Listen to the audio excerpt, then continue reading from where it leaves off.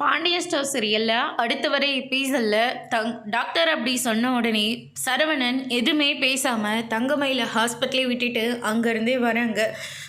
நீயாவது கேளுமா, டாக்டர் என்னெல்லாம் சொல்கிறாங்கன்னு. நான் குழந்தை இருக்குன்னு சொல்லி எவ்வளோ சந்தோஷமாக இருந்தேன். இந்த குடும்பமே ரொம்ப சந்தோஷமாக இருந்தது.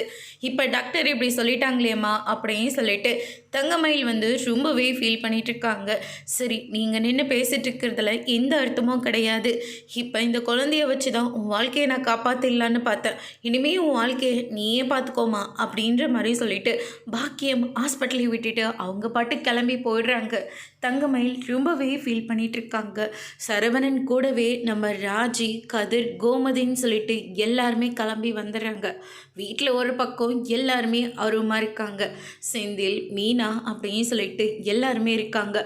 வீட்டுக்கு சரவணன் வந்த உடனே எங்கடா மயிலை காணோம் அப்படின்னு சொல்லிட்டு கேட்கவும் பின்னாடியே மயில் நிற்கிறாங்க. என்னம்மா, டாக்டர் என்ன சொன்னாங்க? குழந்தை நல்லா இருக்குன்னு சொல்லிட்டாங்களா? கோமதி, இதுக்கு மேலே மயிலை எந்த வேலையும் செய்ய விடக்கூடாது.